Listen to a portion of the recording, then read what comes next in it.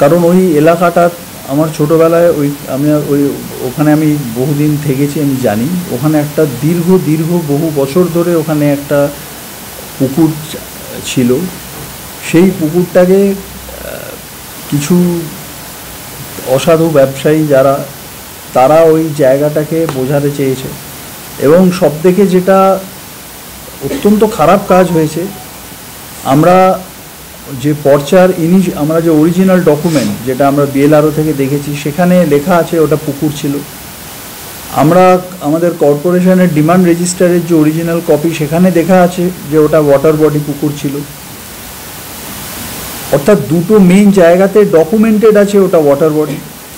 তারপরে সেটা কিভাবে সেটা হঠাৎ করে বাস্তু হয়ে গেছে, এটা নিয়ে আমি অলরেডি আমাদের কমিশনার ম্যাডামের সঙ্গে কথা বলেছি, আমি আমাদের এডিএম এলআর সাহেবের সাথে কথা বলেছি যে এটা একদমই অনভিপ্রেত জিনিস, এটাকে মানা যাবে না।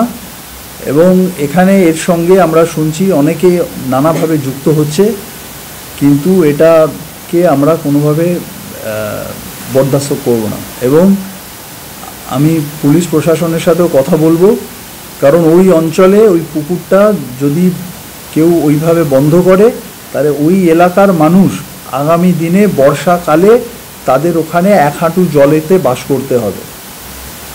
অর্থাৎ ওই পুকুরটা একটা বড় ওখানে ক্যাচমেন্ট এরিয়া, কেউ নিজেরা, এবং সবথেকে যেটা এর মধ্যে যদি আমাদের কর্পোরেশনের কেউ জড়িত থাকে, কোনো স্টাফ যারা এই কনভার্সন করেছে, মানে তাদেরকেও কিন্তু শাস্তি দেওয়া হবে, কঠোর শাস্তি দেওয়া হবে। কারণ একটা একদম ক্লিয়ার একটা পুকুর, তারা সেই জায়গাটাকে ভরাট করছে, এবং এটা মধ্য হাওড়া 26 নম্বর ওয়ার্ডে এই ঘটনাটা ঘটছে।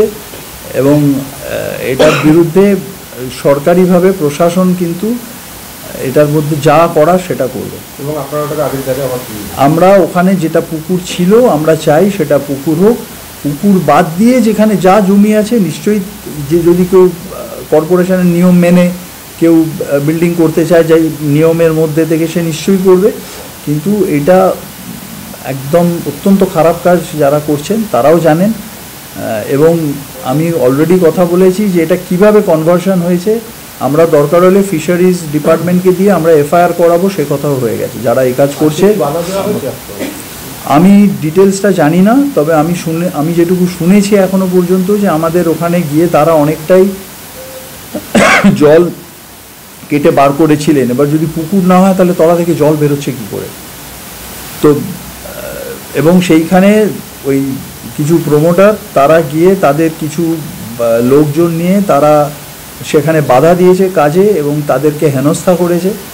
তো আমি যেটা বললাম, আমি পুলিশ প্রশাসনের সাথে কথা বলবো, এবং যারা এই কাজ করছে আমি তাদেরকেও বলবো যে মানুষের ভালোর জন্য তারা নিশ্চয়ই পয়সা রোজগার করুন, কিন্তু মানুষের ভালোর জন্য তারা পিছিয়ে আসুন এই কাজ থেকে।